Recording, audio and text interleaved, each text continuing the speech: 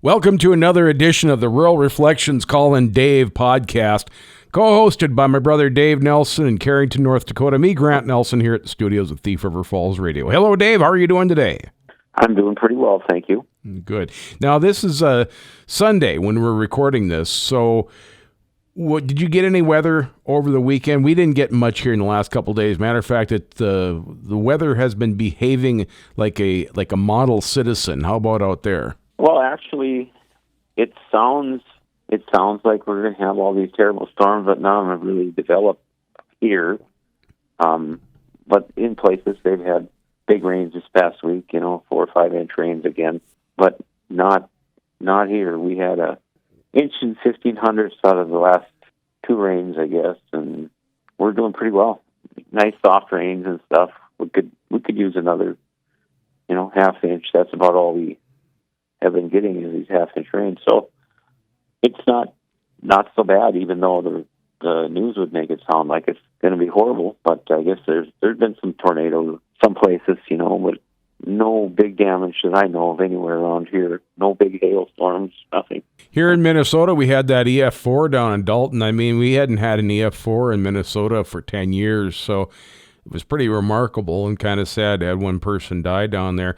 Up around this area, I could just as well use your rain gauge for our rain gauge because it seems like whatever happens in Carrington happens at our place too. We had just a little bit over an inch too. And actually, Lisa mowed the whole lawn yesterday, which was amazing because I had to have a pull tractor sitting for me when I mowed it last week. It was so doggone wet. I mean, seriously, I had to pull the mower out one time with the Brutus. It was just, that was on some freshly mowed ground. I should have stayed away from it, but I can't help myself. If there's water or wet ground and I'm mowing, I just have to tempt it. I have to get stuck once and then I'm satisfied and I can usually move on. Well, it's kind of fun when you can drive through water with a mower too and, spray water around and you clean your deck on your mower when you're there. So I always think the same thing. Lisa couldn't believe how muddy it was when she used it yesterday. I mean, it was just cold. I mean, there was like globs of mud sitting on top of the mower deck. So I'm glad for a little dry weather, and actually it's a little bit cool too. So I was able to go out and clip weeds out in the pasture yesterday.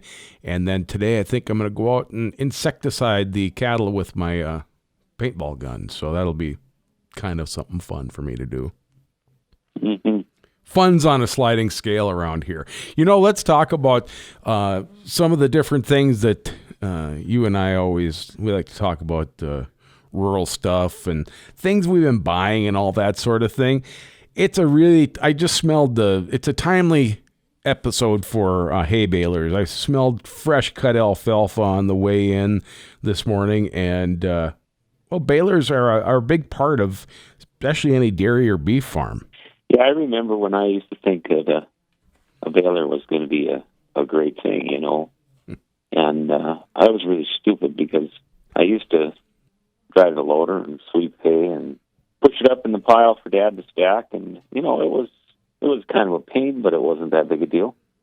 So then we got a square baler, and when I grabbed the first one, I realized that I had made a huge mistake because I was now handling all the hay at the loader and Dad had handled before. So, but it was handy in the wintertime, that's for sure.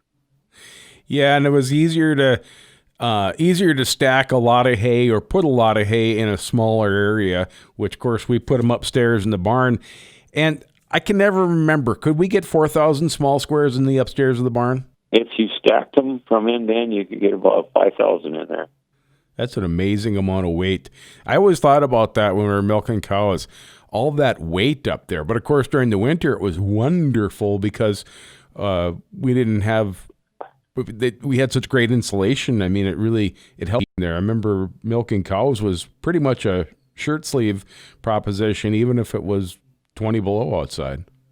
Yeah, it was always nice in there, naturally heated by a cow. So, but yeah, you had to stack them from end to end, and we did. And it was difficult to get them down because you had to start at the top of the pile and push them down to the hole when it first began anyway. So yeah, it was interesting, but it was nice to have that because that was a whole winter's worth of bales up there, so you didn't have to go out and drag them out of the piles. You just got the misery in the summertime and got a little payback in winter.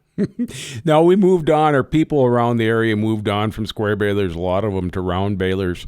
And the first ones that came along weren't as nice and as advanced as what we're used to now. No, some of the early ones were very nicely, but they're nice bales. But I remember one in specific. It was called a Hawk Built, and it was just basically a big framework with a conveyor chain and tines on it, almost like a rake tines, and it picked up the windrow and rolled it along the ground.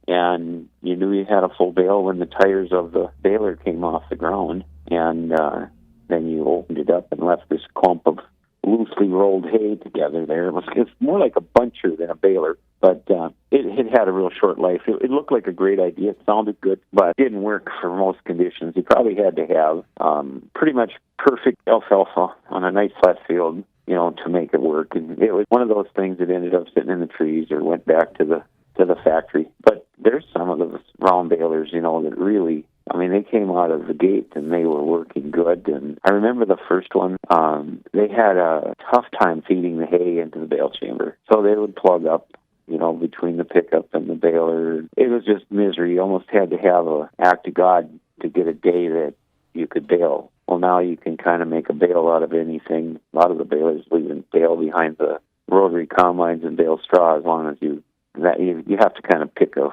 damp morning or something like that for that to work. But it's been a big change in them. But boy, almost everybody now that's haying is doing it in the form of either a large square baler or a large round bale. I can imagine the pocket gophers standing at the edge of the field when they saw that Haas-built one with their arms folded going, yeah, that ain't going to work. Sorry, boys. But those first chain balers from New Holland, like the 850, 851, 855, the 845, I had a couple of those. Boy, those worked really good. They didn't make the nicest bale. It looked kind of like a barrel almost. But, boy, they could bale up just about anything, it seemed like, with those. Yeah, those were notorious for being able to bale most anything. They were, kind of they wasted a lot of stuff because of the slats open in the chains and stuff, So if you had a lot of fine things that would fall through, you'd leave it on the ground and stuff. That was one of the drawbacks. And then they had those forming tins or sheets in there that you would think wouldn't last long, and they didn't. You had to change them often. So they had their drawbacks, but boy, they were notorious for making a good bale and out of pretty much anything that could be rolled up. And how about the first big squares? I remember when they came along, I just thought that looked like something from Star Wars, Yeah, well, the very first one I ever worked on was over by Reynolds, and that one, it made a 1466 International tractor look small. And the odd part about them is, instead of having 2 knotters on them like a standard square baler, it had 6. Ooh. And if you had to work on them, you'd have a problem, because it was really tough to get everything timed and set exactly the same. So a lot of times you'd have 5 out of the 6 that were working, or 4 out of the 6 that were working good, and a couple of them that weren't, But that's pretty much all changed, and so this big square bale has its place because it ships and loads nicely on a hay trailer, unlike some of the loads of round bales you see. I'm not a lot for government interference, but when it was really dry in western North Dakota, and a lot of the farmers came over here and hayed CRP ground and stuff like that, they finally had to do something because a lot of the bales were loaded loosely, and you know how it is when you see a load of round bales coming down the road, you kind of wonder if one of them's going to fall off and hit you or whatever. Well, they had a couple accidents, and so then they started enforcing the tie-down things on round bales. But that's fine if you have a nice bale, but if you have some sloppy bales, it's kind of hard to tie a clump of hay with a tie strap, So they made some new rules, and I see all kinds of different ways they haul them now. Some of them use a great big net over the top of it, but it's much easier to haul a large amount of hay in a square bale on a flatbed than it is to do it with round bales. I remember the first time I hired somebody to big square bale all my hay one summer. I had gone from filling up 3 sheds full of hay with my round baler, my chain baler, and I was able to take all of it and put it in one shed because they had packed it so tightly and the bales were so efficient and so easy to stack. And I remember thinking to myself, okay, now I get it. And the biggest ones were made to cover an 8-foot bed, Yep.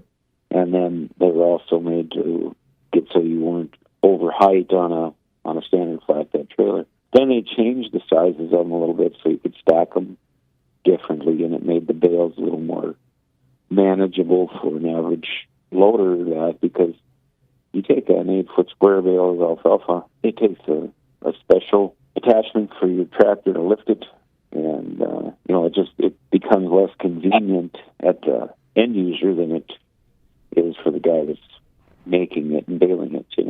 Yep. But it's a great way to handle hay and get it shipped to you from a long distance away. That's for sure.